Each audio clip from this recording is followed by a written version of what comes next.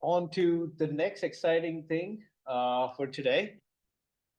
And okay, that's weird. And that is our keynote talk. And to introduce the keynote speaker, I'm gonna invite Dr. Gerhard Engel from our advisory. Thank you, Parag. So yeah, my name is Gerhard Engel.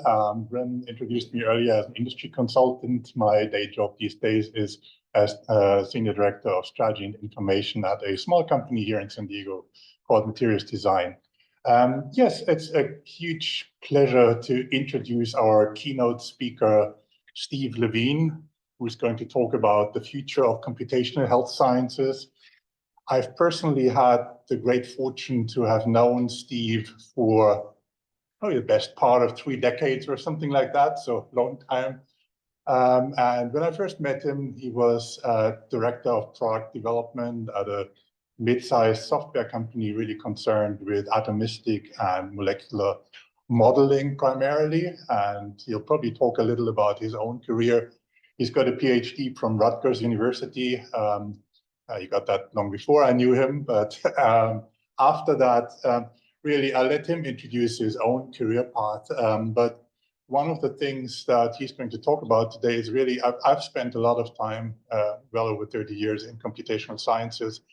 And the work that he's done more recently on something called the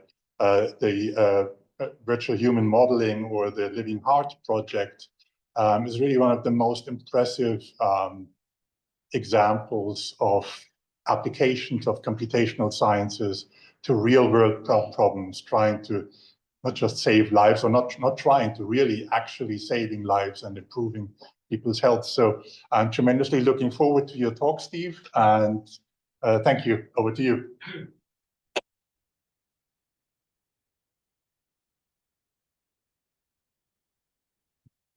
Great. Would you like to walk around and Well, you can just leave the bike. okay. Yeah, I'll pick it up. Then you turn that on and. It's like the audio too. Yeah. Oh, I think it should be, but it is. I think you're already sharing, so.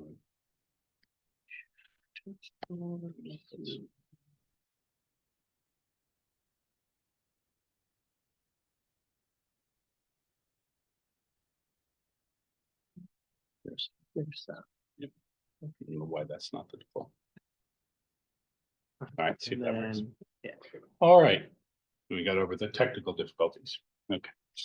Well, I want to thank Gerhard for that very warm introduction, and certainly Dr. Castillo and the CSRC leadership for inviting me here today to share a little bit of my journey and application of computational science. And I boldly titled this "The Future of Computational Health Sciences." Hopefully, you'll understand what I mean by that. Not that I think I'm going to tell you everything that comes in the form of health science, but what you'll see is that I think what I've been able to do is map out a pathway that brings computational science up to the level that we need it to be to coordinate all of the research that we all do. So just quickly,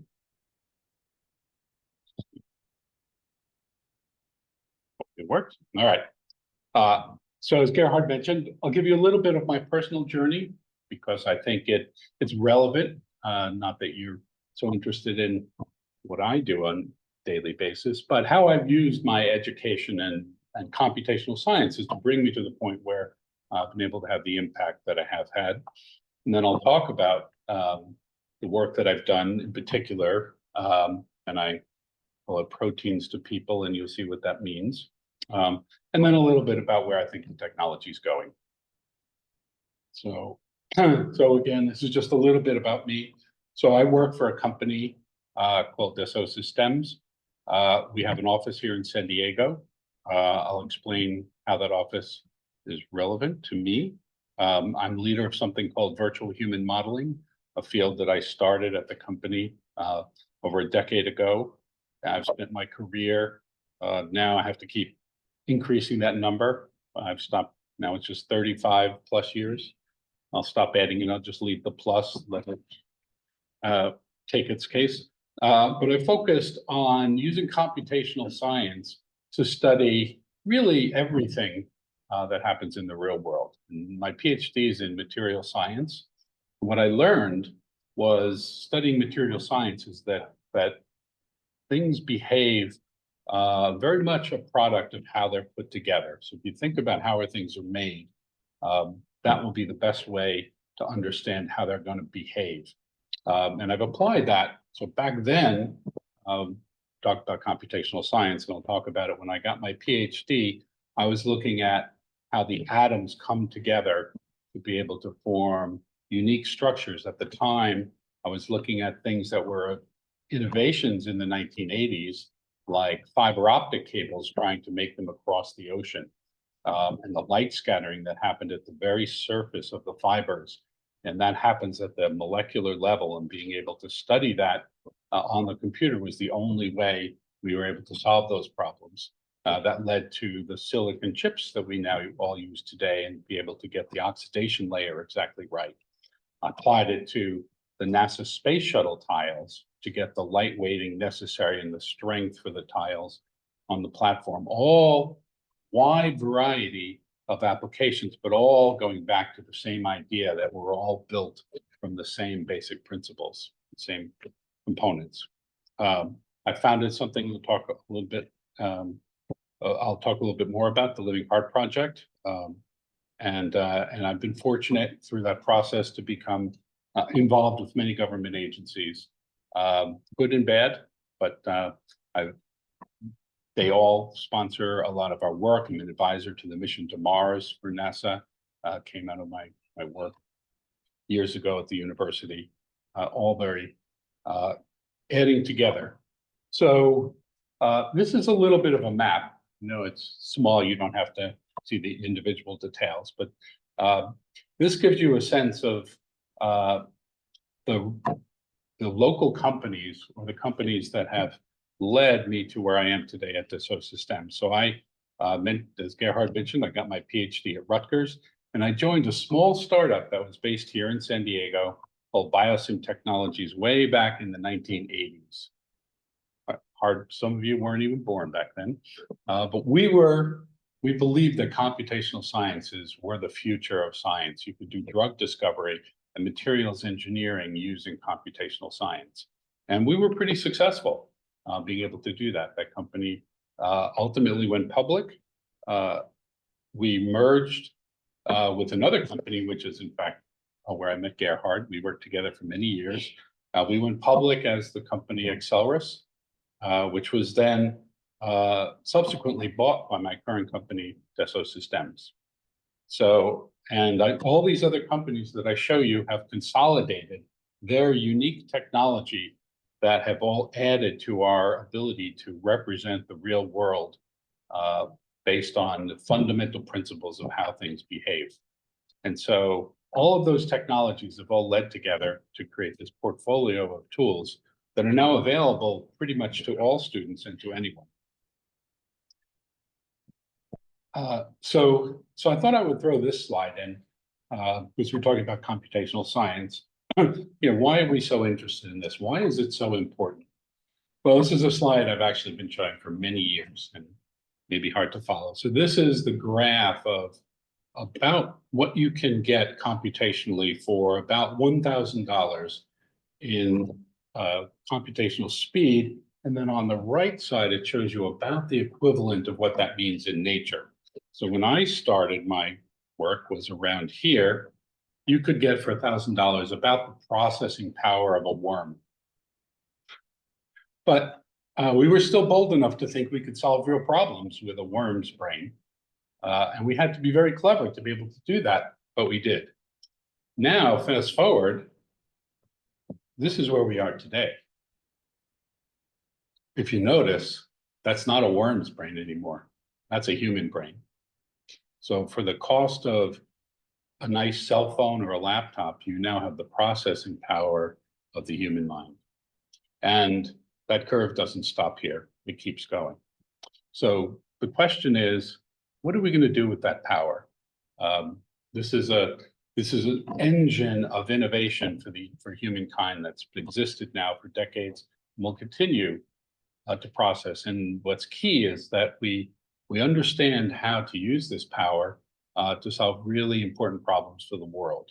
And I know that that's the foundation here. I was really enjoying looking at the papers that we've seen, the posters in the back. And we have almost unlimited potential when you look at it this way to be able to solve things, provided we can do it correctly. So at my company, we like to talk about the virtual world.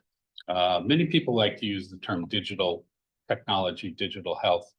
I like to use the word virtual because it reminds us, if nothing else, that the virtual world to me is very much like what happens in your mind. You can imagine anything, a solution to any problem in your mind, but the minute you have to go into the laboratory, now you have to turn that into something concrete. You're limited to what you can actually build or test or what machines are available, whatnot. So your creativity is limited by the machines, the tools you have in front of you. But in the computer world, in the virtual world, you can create anything. You can imagine it, but by using the virtual technology, the laws of nature, of physics, here I'm showing a protein, a molecule engaged with the protein in the DNA. That's how we design drugs today. By doing it on the computer, you can not only imagine what's on your head, but you can actually now test it in the real world, albeit the virtual version on the computer. And that could be something like the protein, or as you'll see, something as sophisticated as an entire beating human heart. These all obey the laws of nature, and if we apply this incredible power and the expertise that we're collecting up, we can actually solve these problems. We like to use the term virtual twin to remind us that the objects we create in the virtual world, to be most valuable to science, they really need to connect to things we can create in the real world. So this is a very simple example of a twin. So this is an athlete on the left who's wearing sensors, which are feeding his motion data to a three-dimensional model of that same athlete who's wearing athletic clothing that's designed to support his muscles. And to be able to know how to do that properly, we can use computational modeling to look at the stresses that are on that on the clothing. You can do that in the virtual world. You can analyze the stresses, the mechanical behavior, and that athlete can run, he can jump, he can do anything he wants. And the computational twin will tell you what you can't see on the real world, but you can see it in the virtual world. And that's applied across many fields, most notably in the automotive area, where we all see things like crash test dummies being used to test automotive, car safety. We have amazing innovations that come through cars. They're safer than ever. Turns out most of the tests, over 99% of all the crashes that automotive companies do are virtual cars. In fact, they don't actually test the final car until they're done. This is not a real car. That existed in the virtual world. They can crash it, they can inflate the airbags. All of that is well represented using computational science. Here's some examples. These are virtual cars. You can see the shock waves go through the glass, that much level of detail. You can see the rivets pop. And this is not just nice engineering. Back over a decade ago, in 2013, BMW, a company we work closely with to achieve this goal, they announced that they no longer have to go into the laboratory and build prototypes. They can do it all in the virtual twin. And they know that when they go to build a production car, of course, they still have to test it, put the crash test dummy, but they know it will work. 100% of the time they get the results. It's no longer a question because the computational power is sufficient to be able to actually do an entire automobile. And of course, with that car, you can then do things like take the metal off and see exactly what's happening so that the engineers can say, oh, that's what's happening to his foot. We have to reinforce that area because that's going to create ankle damage. Whatever it happens to be, they can do that all in the virtual world. And that's now done across aerospace, entire cities, planes. It's done through everything we build in the world. But what I noticed, if you look in the bottom corner here, if you look at healthcare, at the same time, the automotive industries were crashing entire cars. The healthcare industry, these are models from pacemakers that actually keep people alive. These models were incredibly simple. And I wondered, why was it that we can create an entire commercial jet on the computer, yet when it comes to modeling the human body health, something far more I'd like to believe important, we have these incredibly crude models that are really not useful to solve any good problem. And so I wondered, what is the gap? Is it that we fundamentally can't represent the human body?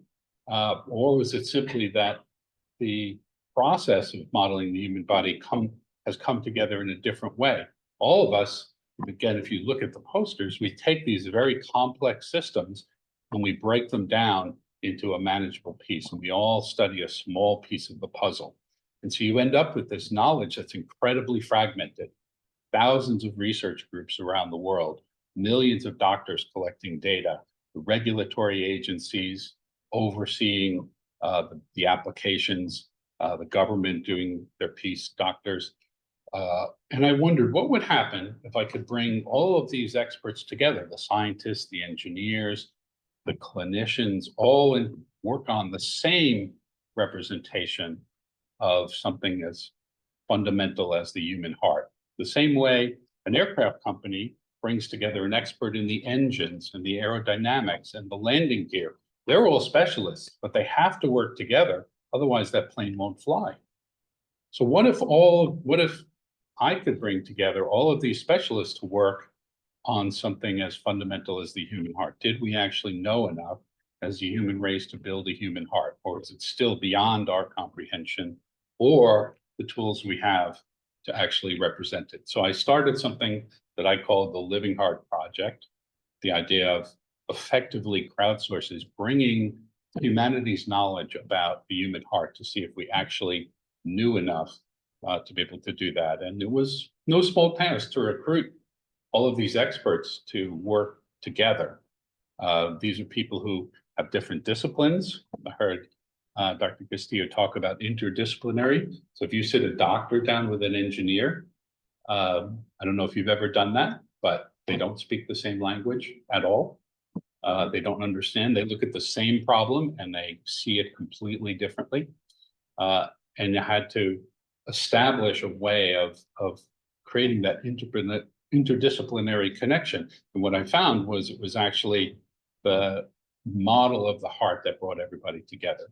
By creating this virtual twin, they could all agree when the engineer is looking at a stress field and the doctor was looking at the same tissue, they could relate to the two pieces, and we found a common ground. And so this is a very simple representation. I think my only equation for today, so I won't stress you too badly, although there are a few complicated ones at the bottom there. But essentially, to build a human heart, these are the basic pieces. You have to start with a human heart. We create images. We take a three-dimensional object, the human heart, we break it down. We do CT scans, MRIs, we create slices, so we can reconstruct those back into 3 dimensions. We have to then reanimate that on the computer. So we bring the tissue mechanics, the electrophysiology, all of the pieces, the fibers that go in. It's a muscle, so we had to identify exactly the orientation of the muscles, of the fibers inside the tissue.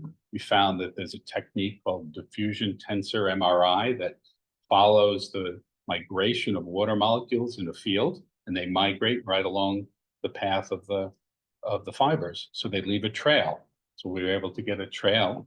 And when we put it all together, we had this. A fully functioning human heart. So this is not an animation. This is an engineering model of the human heart. It works just like your heart and my heart. The electrical system starts in the SA node. It conducts through the Purkinje network, through the septum, out to the tissue. The electrical system activates the cardiomyocytes. It contracts the muscle, and the muscle pumps the blood. And so now you have a fully functioning model. You can peel the skin away, just like we did with the car. And you can look inside. Do that. And you can see blood flowing. So now you can understand what's happening deep inside, something a surgeon or a cardiologist could never see. So just like that simple example of the athlete, we can now do the same for the human body. And it turned out we did this in less than a year. So we went from no one thought it was possible we could do it to we had a fully functioning model that anybody could use in 1 year. Because we, the human race, actually had the knowledge, but we had never actually put all those pieces together. And that was really the inspiration now for what's been a decade-long project. We did that in 2014, so over 10 years ago, we were able to do that. And so we now have, this is a little bit old slide. I talked about the 4 communities. So we have the research community, the industry, the FDA joined the project. I was adamant that this was not just a science experiment, that we needed the government buy-in to be able to translate these innovations the same way we do with cars and planes. They trust that data. We needed the same here, so we got them. So there's now over 165 organizations representing all of 4 of these groups across 28 countries, all working together. It's the same reference of the human body. And they've been able to apply it for to effectively study just about anything that you can imagine. So now you can take a scan and know exactly what's happening to your blood flow, to your tissue, what your heart health is. So you don't have to guess, you can actually compute it.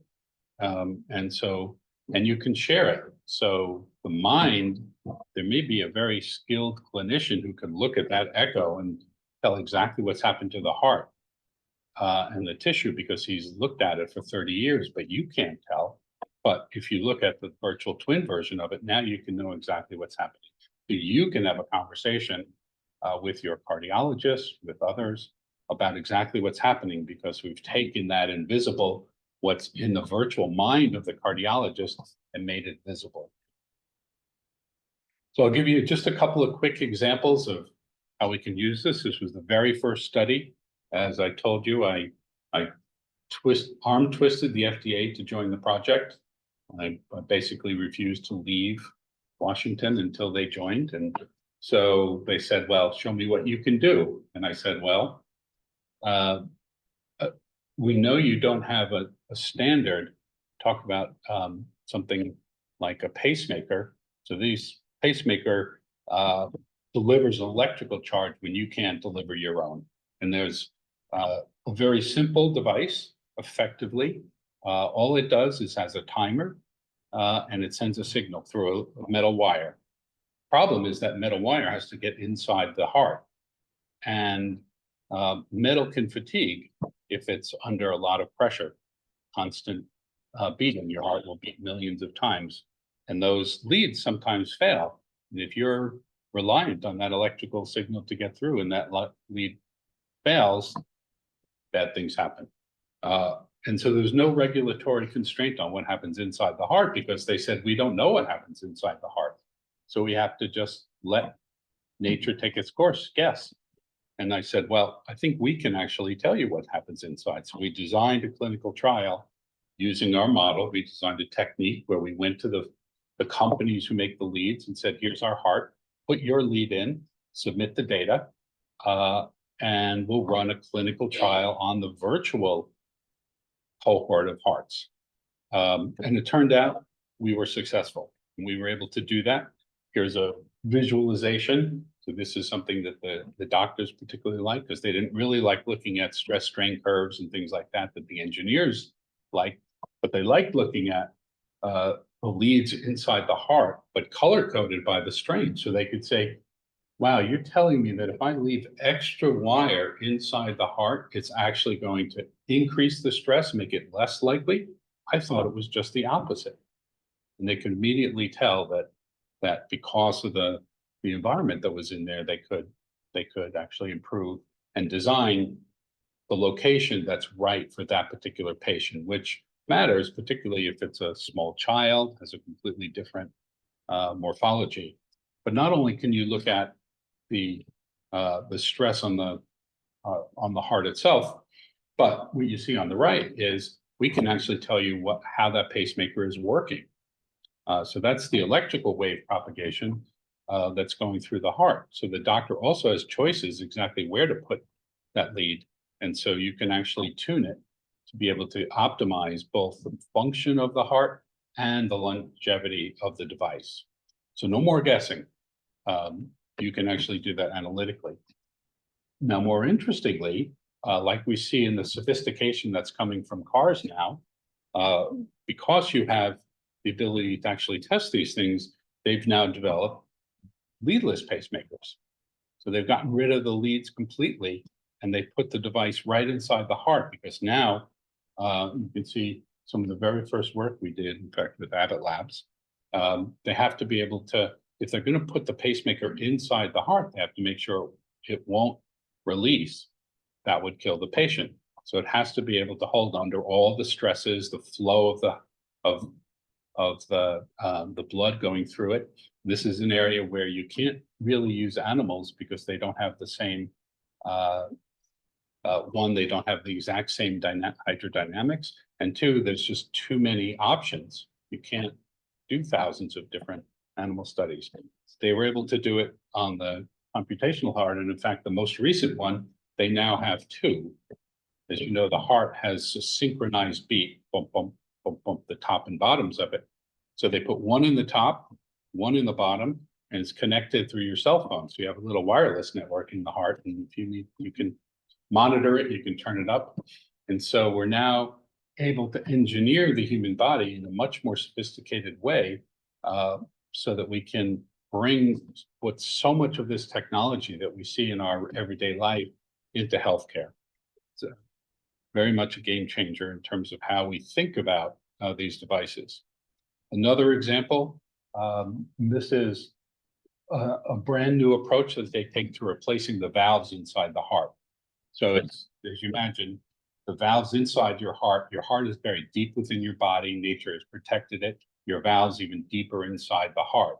So if you have a valve leak and you need to have a new valve, you have to open your chest, crack your ribs, cut your heart open, expose your valve, replace it, sew everything up, and it's very invasive, obviously, and if you're an older and frail, many people who need these devices can't actually survive the surgery. And so they developed a technique where they actually go in through the femoral artery blindly and put it in on a compressible stent. And so it actually just pushes the old valve out of the way and just pressure fit inside. So you imagine you now have a pressure fit valve that's sitting inside. Well, to get that right, you have to make sure you pick the right size, the right pressure, the right kind to get the hemodynamics right, to not be too big. That'll tear your heart. If it's too small, it'll be dislodged. And so, so we now developed a workflow where you can actually do the entirety on in advance on the virtual twin of the patient, so that when they come to actually put it into the patient, they know they have exactly the right device. They can see the location, because the doctor has options where to put it in your heart, what size, what type. It can all be done computationally. This is now, there's companies that offer this now as a pre-surgical plan. And because the heart, through the project, made available to everyone in it. They've been using it for everything you can imagine.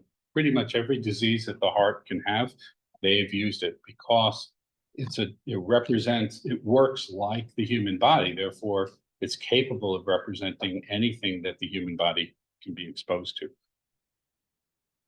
And in fact, beyond just devices, they're 3D printing personalized organs, medical image diagnostics, phantoms, AI. I'll talk a little bit about, I can talk for hours on how we use AI, but because we've translated the human body into the language the computer understands, it's an incredibly powerful tool for training artificial intelligence. Subtleties that humans can't really pick up because of the complexity of, say, the heart in the human body. The machine can keep track of all of that. So it's an incredibly powerful tool. So I'll just drill down a little bit to go back one. So when we developed the heart model, I talked about where we started, principally to be able to get that organ model to be able to connect to the real world. But we also needed to go down to the smallest level to be able to understand how drugs would interact, and then ultimately be able to deal with populations. So let me just talk about how we created a model that allows you to then say not just how to do a device, but what happens when I put a drug inside my body, what happens to the heart. And so I'll go through this just very quickly. We built a systematic model, getting back to the fact that I've had the benefit of working across so many different technologies. I knew how to build a multi-scale model, or at least I know how to find the right people who knew how to build a multi-scale model and compel them. So we built an entire workflow that allows you to take a molecule on the computer, a drug molecule, put it inside in this case, we're looking at the effect of a beta blocker. So it's the beta channel where the sodium conducts inside your heart. It goes into the channel. That goes into a cell. The cell goes into the tissue. The tissue goes into a heart, becomes the body. And now you can actually compute the output and see what happens to the heart. So you can actually take a drug and not have to go and say, wait 10 years or 15 years to find out how that's going to affect the human heart. In fact, there's a publication up there, you probably can't see it, but for the first time, we actually showed how the drugs affect the performance of the heart. It was always trial and error. Now we actually have an engineering foundation to be able to do that, and we can predict the EKG directly from the molecule. We've had a dozen publications on that. We've been able to do things like look at cardiotoxicity, being able to look at drug dosage, so you don't have to run all those experiments on humans to find the safe dose. We've been able to look at gender, race, all of those things. The computer model doesn't care. You don't have to go out and find someone in a remote part to be able to represent their genetic genotype. You can put that in, and we've done all of that with that workflow. And now we're expanding it to other organs. And here's an example. So this is a molecular dynamics simulation. So this is looking at the drug molecule actually interacting, so you can get, of course, the insight. You can apply it to things like tumor growth, cancer, where you're looking at the drug, how that drug will actually affect directly the cancer. And of course, because you're looking at it at a molecular level, you can now start doing personalized medicine. You can take your genome and say, how will this molecule affect you? And as we all know, particularly in things like cancer, there are many, many attempts. Sometimes if you take the right drug, you live. You take the wrong drug, you don't. Or the drug that cures me, it might kill you. And that's all rooted at what happens at that localized and cellular level. And now we have a platform to be able to do that. And so one of the key things is, as I mentioned, not just to be able to do medical development, but to really affect the biggest challenge in healthcare, which is getting through the regulatory process to see if we can get past in particular, all of the dependency we have on animal testing and the dependency on human testing, which we call clinical trials, but ultimately we're treating humans as test subjects. And so the past 5 years, I've been working now, as I mentioned, the FDA, when they first joined, they were extremely skeptical, but after the first 5 years, they changed the tune. And we reestablished the relationship. We rebuilt a second phase of the partnership with the FDA, where we focused on seeing if we can actually build the translation, this gap that they have from the laboratory, where you can study all of these things in the cell, on the benchtop, tissue, whatnot. But today, eventually you have to go to the human trials. And unlike, say, with the car, where they know what it's going to behave, they don't know what's going to happen to the drug, which is why the number of drugs that succeed is less than 10% of those who actually get in. 10% success rate. And that's why we all have to absorb all the costs of 90% failure. You know, imagine if 90% of the cars that companies bought failed the test and they had to go out and start over. Can you imagine how much a car would cost? Well, that's the problem we have in healthcare. So we're dependent to get past that tissue level today on animals. They test on sheep and pigs and dogs and mice because they need something to represent the organ level to go beyond the tissue. Well, now we have that. We have something that can replace it with a human equivalent in fully functioning model. Now we still have to be able to go from that individual organ to an entire population. So computationally, that can be very challenging. And so this is where we made strong use of artificial intelligence to be able to take what we can learn from a small population and then map it to a large population. And that's something we ended up building, calling a large quantitative model. So we hear about large language models, ChatGPT, et cetera. Those work on the idea that human thought is expressed through language. So if you can train it on language, you can reverse engineer human thought. The physics of the human body, the physiology, biology of it is not expressed in words. It's expressed in function. And so we've created a language by creating computer representations of human biology and human physiology that replaces language to be able to create models that are trained on true physiology of the human body without bias, using the same basic laws of nature that keep us alive. And so we developed something that's called an in silico clinical trial. So in vivo is in life, in vitro in the lab, in silico is on the computer. And again, this is true to form. I didn't want this to be just a science experiment. So here's a quote from Dr. Jeff Shuren, who's actually the director of the CDRH. He runs the entire department for medical devices.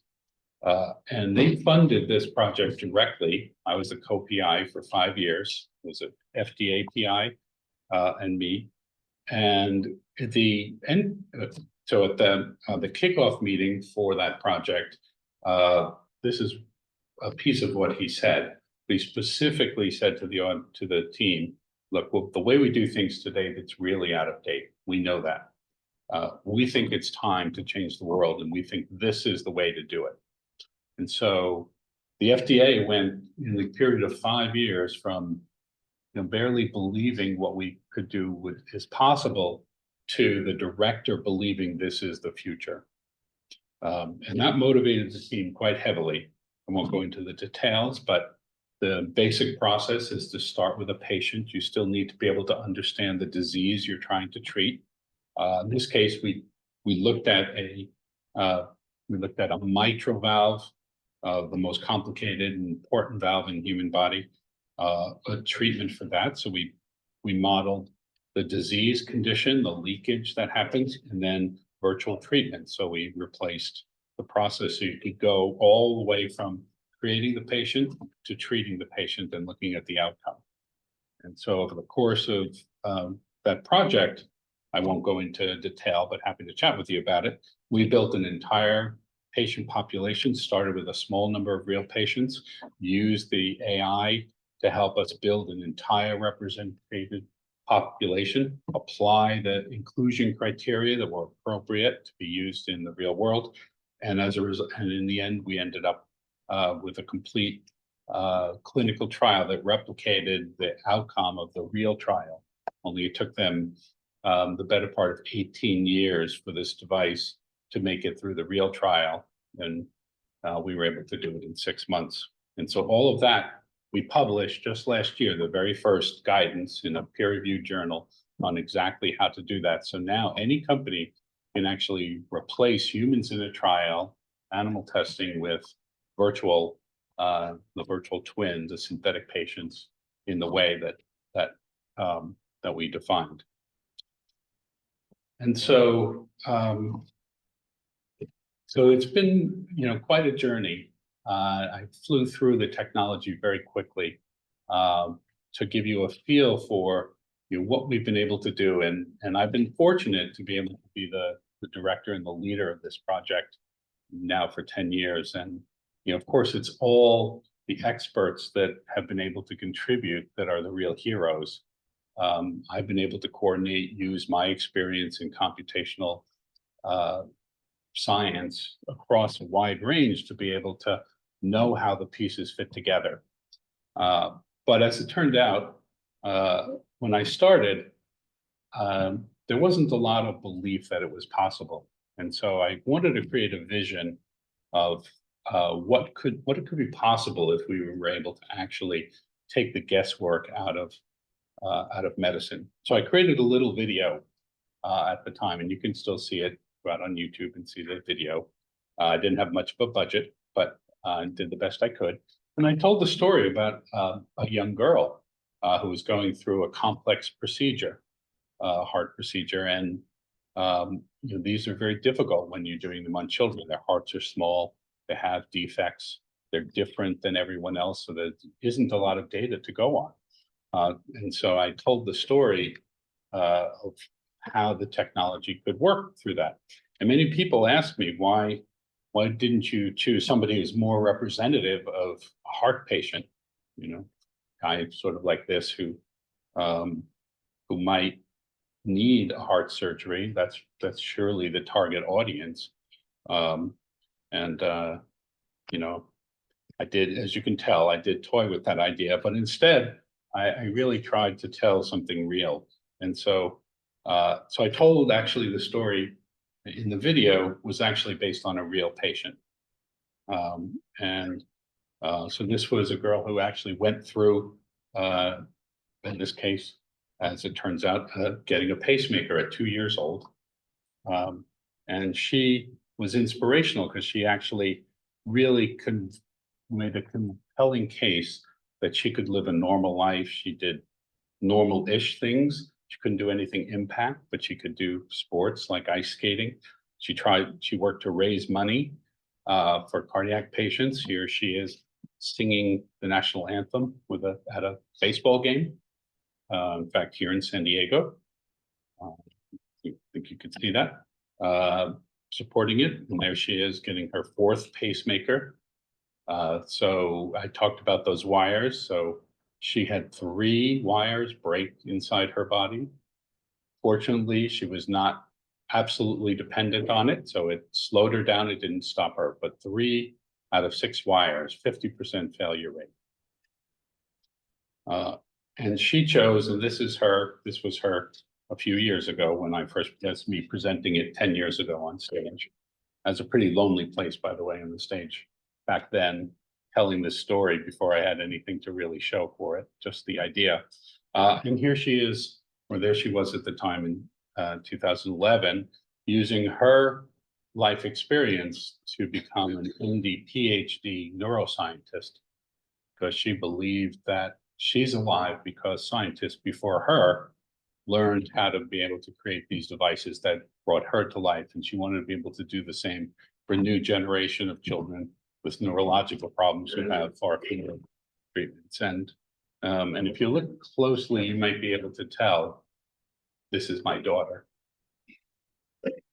So, yeah,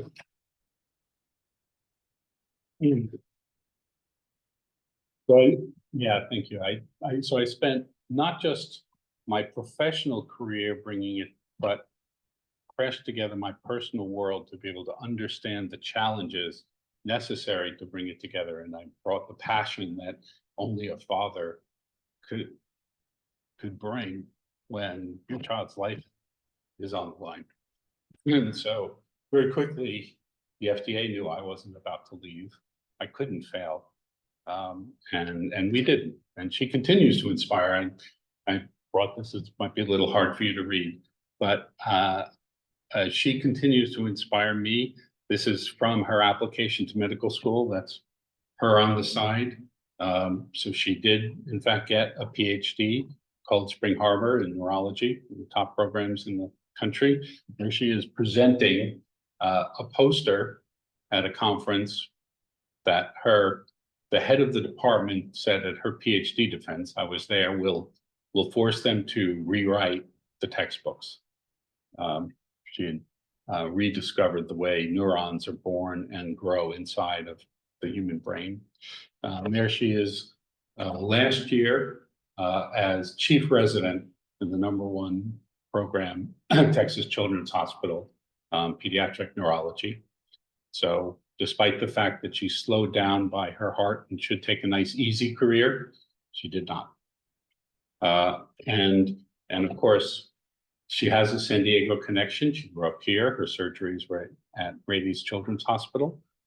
She mentioned that. She talks about how she never thought about going into medicine throughout her life, but realized it was the relationship with the doctors and the scientists and the researchers that she met along the way that inspired her to become this. And in fact, this quote, I've come to understand that my passions, dreams, and intellectual interests are not random choice, but the consequences of my own biology impacted by the series of experience.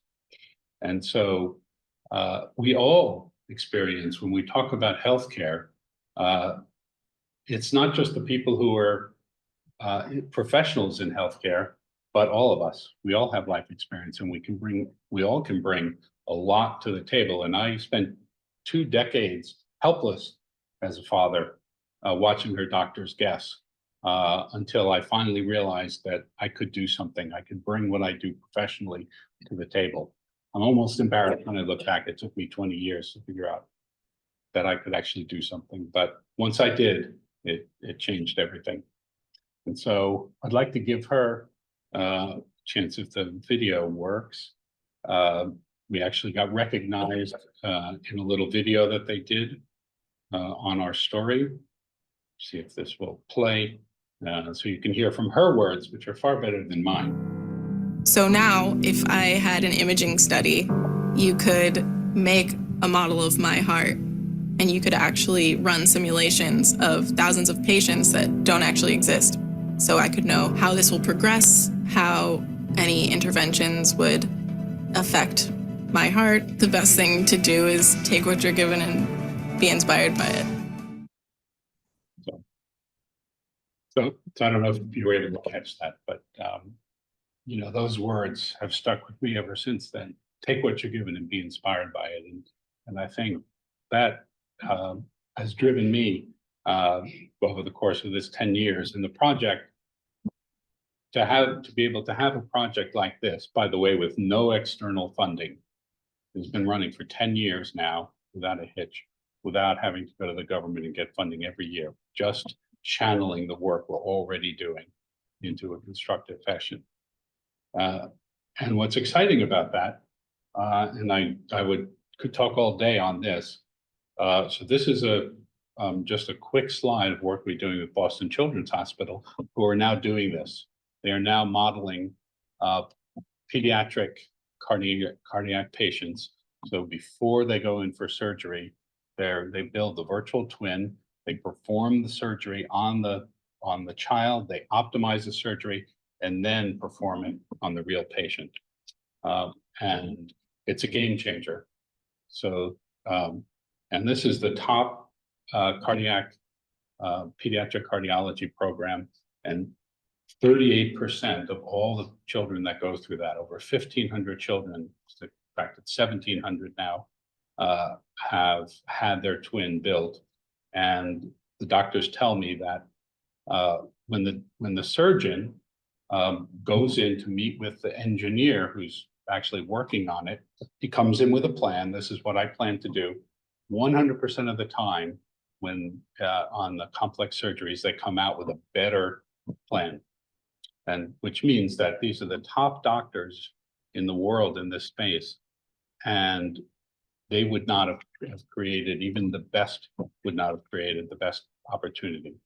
And so this is something that we're now working on making worldwide. So that idea, that little video that I did 10 years ago is now in practice. These children are all alive. Between Dassault Systèmes and our engineering team. And that's Dr. Hoganson. And in fact, one of the things he's talking about in that video is the impact on the families, because they can now understand, often for the first time, what's actually not only what's happening to their children, which, again, speaking from experience, is nothing more helpless to a parent than not even knowing, not even understanding what's wrong with your child, much less having the ability to do something to help. And by using these models, they can not only understand, they understand the surgery, the outcomes. It's all demystifies, de-stresses the entire situation. He talks about often the parents just break out in tears before the surgery because of the reaction. So I thought I would put this in because so this is a slide from Dr. Ignacio Lugones, who's not in Boston, but in fact in Argentina. And so one might argue, well, it's great that kids in Boston can get it, but what about kids around the world? Well, he's in Buenos Aires, small hotel, a small children's hospital. And so this is a slide from yesterday. So I was in New York yesterday. I presented at a similar event with Dr. Lugones, and he presented these slides, and I'll go through them very quickly. So this is a story of a patient. Her name was Gala, that's her. And as you can see, he operated on her last week. So this was, we were talking about this yesterday, he presented. He was in Buenos Aires last week. She came in dying.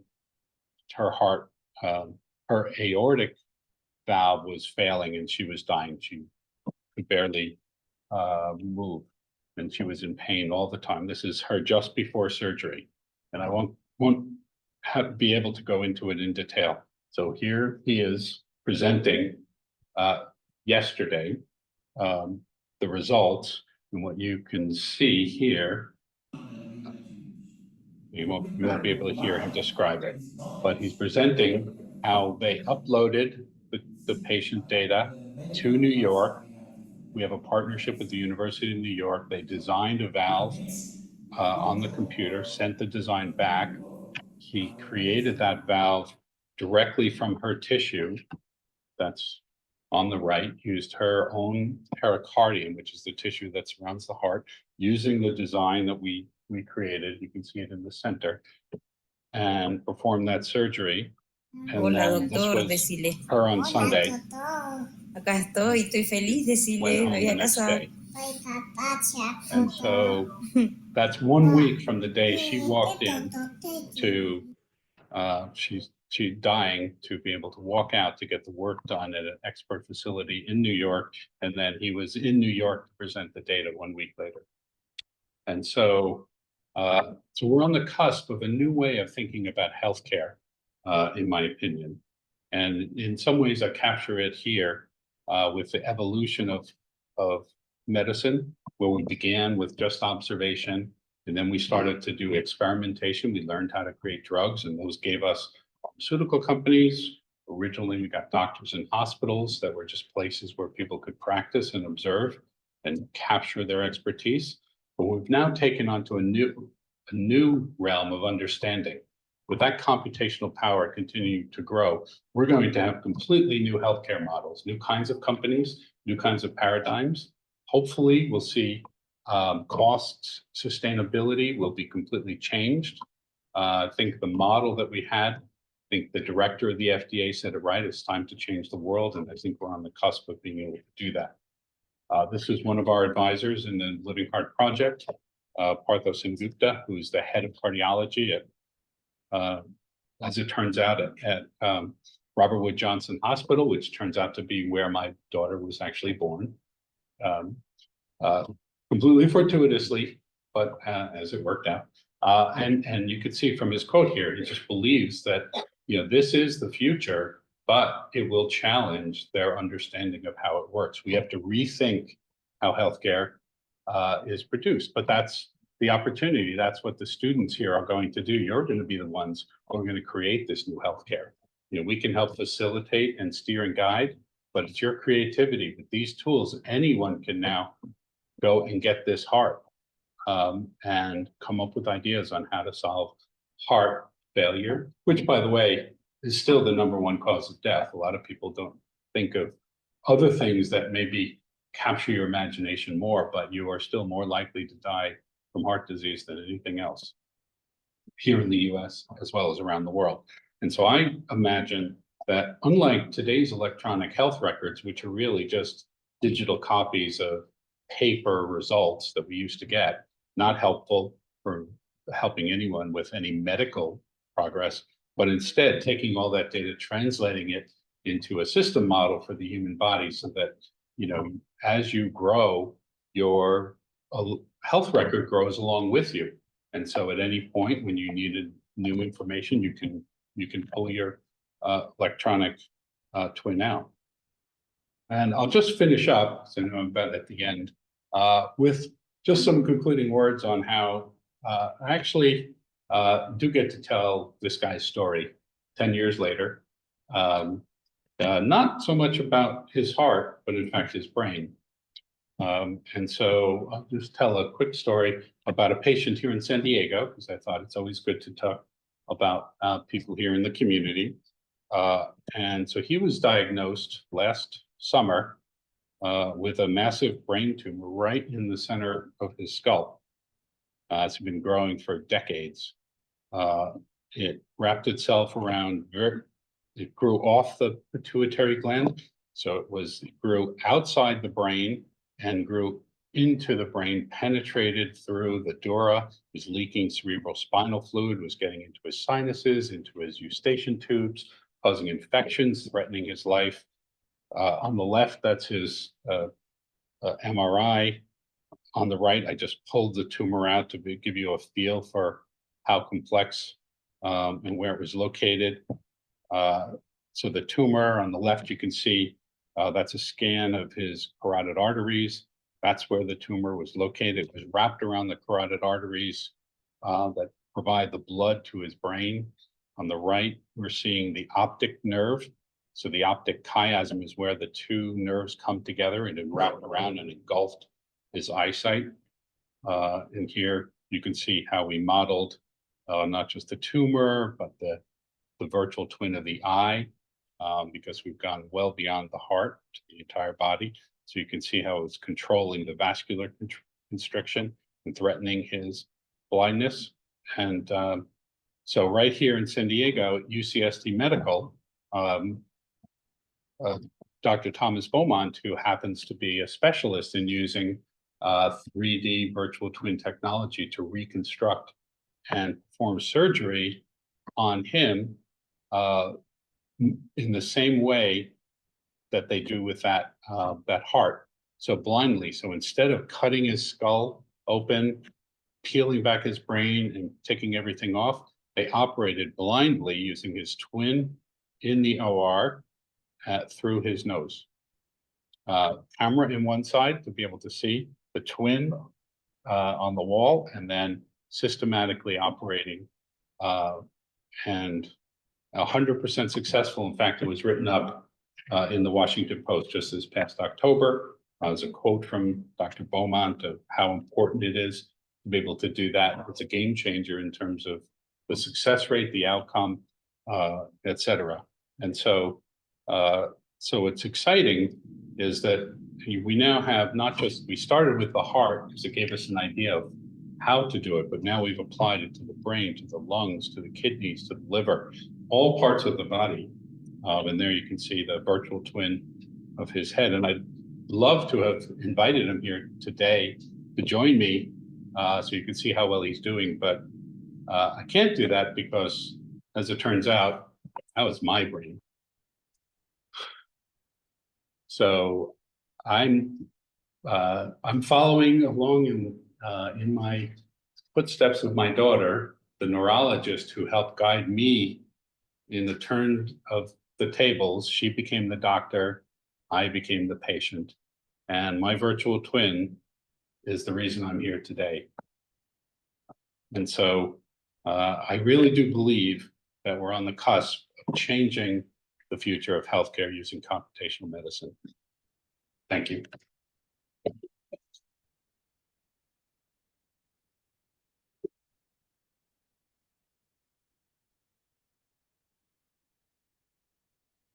So much, Steve, for this incredibly inspirational talk. I think tells me you have maybe time for one or two questions. Are there any questions? It's amazing technology. It's really cool. How quickly can a virtual twin be made? So patients want to the doctor in surgery, like the 2-year-old you mentioned. No, the last patient. Yeah, so last patient. So that took 4 days. And that was the very first time we did it. The team in Boston actually now have 12 engineers sitting in the hospital working next door to keep up the volume. They have 24-hour turnaround. So. And how much data from how many patients did you would have to go in to make the model? Well, we've accumulated the understanding of the human body to the point where you need very little. When they began with children, because they were unique, we needed to understand the flow rates and the pressure and things like that. So it took children on patients. Now they have 1,500 patients. So they can do it very quickly from a scan. They more or less they now have enough patients. So it's different than when you're just doing a data-driven model. We hear a lot about AI and 1 million patients, 10 million patients. Because that's scattered, very poorly defined data. We're talking about very rich data sets, the entire physiology of how you work. You actually need tens of patients, not millions.